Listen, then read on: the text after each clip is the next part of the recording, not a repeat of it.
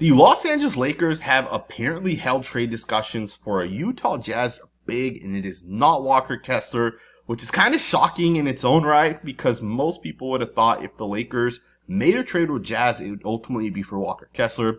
Instead, Andy Larson, a Utah Jazz insider, is saying that the Los Angeles Lakers and the Utah Jazz have already held trade discussions centered around John Collins. Again, this is per Andy Larson, who's a Utah Jazz insider. To me, this is a very, very, very interesting, it's a very interesting report because it's saying that the Lakers have already had those trade discussions. There's a chance the Lakers end up trading for John Collins. And again, from a fit perspective, he's a really, really good basketball player that I think could ultimately make sense for the Lakers.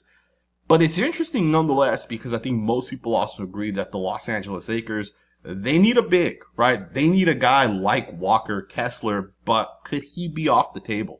Could the Utah Jazz say, hey, we're not trading Kessler. Instead, we'd only trade Collins, and could the Lakers actually be interested in that as well? It's an interesting story, however you kind of think about it. To me, John Collins is a guy that would fit really well with the Lakers. He's 6'9", 6'10", so he's not like a true center. I think the Lakers would still have to go out there and potentially bring in another center, or there's a chance you can just roll into this next season with Jackson Hayes at the 5 and John Collins essentially playing the power forward position. Because those two guys can definitely space the floor well where, both guys can definitely defend the rim, right? Both guys can obviously play defense. But with Collins, he's a shooter, right? Or he's not like a true shooter, but he can shoot threes, right? 38, 39% from the three-point line. He's a guy who I think from an athletic profile is pretty solid. Right, he can defend the rim. He's efficient. He can score. To me, John Collins would be a really, really solid pairing with a guy like Jackson Hayes. Now, Hayes is a unrestricted free agent, so he could technically sign wherever he wants if he does get that contract. But there's also a real possibility that he is back with the Lakers. He's already kind of told us he wants to be back with the Lakers. Could the Lakers actually trade for John Collins and roll forward with Jackson Hayes? Now, there's still also a chance that the Lakers, if they trade for John Collins, can still go out there and trade for another big, right? There's multiple guys out there that the Lakers could potentially target. Miles Turner's a guy that a lot of Laker fans want. Colin Sexton's another guy that a lot of people want. There's a ton of really, really talented bigs that the Lakers could ultimately bring in. But they could also just roll forward with Collins, maybe make another move, right? They have a ton of assets, and then ultimately bring back Jackson Hayes. It will be interesting to see what Rob Pelinka ends up doing.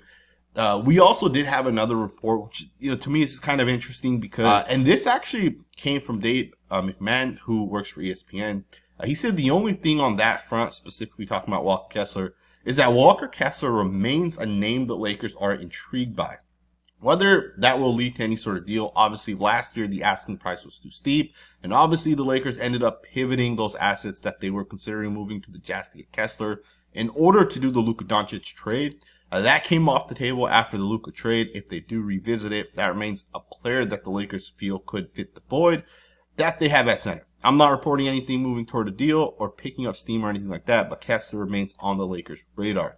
So to me, it's interesting because you have one insider in Dave, who is basically saying the Lakers still have their eye on Walker Kessler, and also Kessler's a guy that most Laker fans do want. I think most people will say Kessler fits what the Lakers need for this year a lot more than a guy like Collins, but who knows what Rob Pelinka actually has in terms of that plan, right? We don't really know what this guy's thinking, but I love the fact that for the Lakers, they're coming into this offseason. They're going to go out there and they're going to try to make every single trade possible. They're going to try to get better. They're going to move guys, right? I'm pretty sure the Lakers will end up trading Dalton Knecht. Pretty sure that first round pick in, 2031, pretty sure that pick is gone as well. And it will be interesting as the Lakers go forward to figure out, if the Lakers want to go into next season with a specific starting lineup. Who are the guys that you can rely on off the bench, and then how many of these guys get moved, right? The Lakers last year had so many, in my opinion, so many good assets that, Jackson Hayes didn't even play in some of those playoff games. Gabe Vincent, towards the end of the season, did not play a lot, and Gabe Vincent could be a really, really, really good sixth man on a championship winning team, right? I think he's that type of player. To me, it's going to be very interesting to see how the Lakers kind of build this out as they go forward. But John Collins is a guy to kind of keep an eye on. Again, he's a guy that could play defense. He can protect the rim if you need him to. He's a hustle player. He can shoot. Kind of reminds me of Draymond Green in that aspect, right? He might not be as good of a passer as a guy like Green, but he still does a lot of the hustle things that you kind of want out of those type of players. I think for the Lakers, you need more of that. Given when the Lakers come out there on the offensive side of the floor, one of the things that I think happened against the Timberwolves a lot this past, in this playoff series was, whenever Luka had the ball and if it was Jackson Hayes that came and picked for Luka, one of the things we saw was teams would just essentially attack Luka. And, Jackson Hayes is not the type of guy that's going to get the ball and dribble, right? And then if he does, he's not the type that can make that accurate pass when the defense rotates. And with that, I think one of the things that ended up happening was teams were just essentially attacking and trapping Luka. And then at the same time, if you switched, Jackson Hayes isn't the type of guy that's going to be able to spot up shoot or come off of some sort of, pin screen or any of those type of things. He's not that type of guy. So when you bring in a guy like Collins, that kind of changes a little bit, right? If you end up trapping Luka and Collins takes 3 steps to the left and Luka gives him the ball, this guy will shoot that 3 and he'll be able to hit it.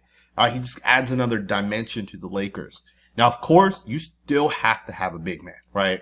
I would make the argument that this past season, specifically in the playoffs, even before the playoffs, the Lakers definitely did struggle because they weren't big enough. Jackson Hayes missed a big part of this past season down the stretch. The Lakers struggled at that point as well, handling teams that were a little bit bigger. And although John Collins does obviously add a little bit more height, I still think you need to get a true 7-footer, right? A guy that can truly defend the rim. He can be that lob threat as well. And I know Jackson Hayes kind of fits that mold as well. But the Lakers will just have to kind of figure it out as they go forward. Regardless, it is an interesting report that they are apparently interested in John Collins, and they have held trade talks for John Collins.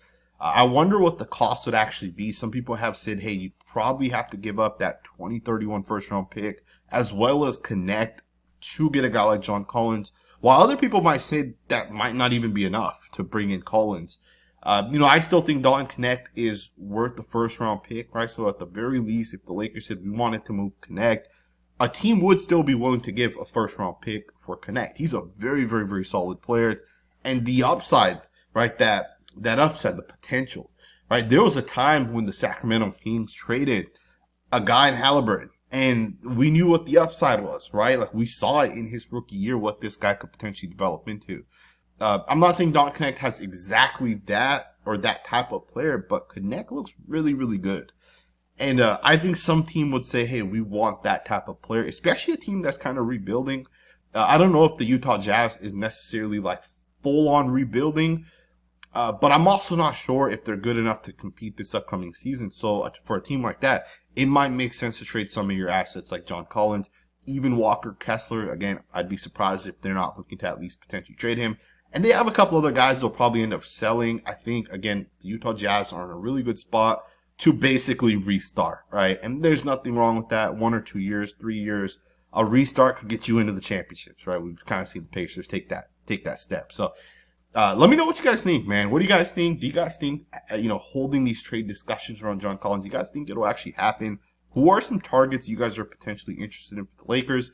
Let me know down in the comments below. Thumbs up, subscribe, and I'll see you guys next time with another video.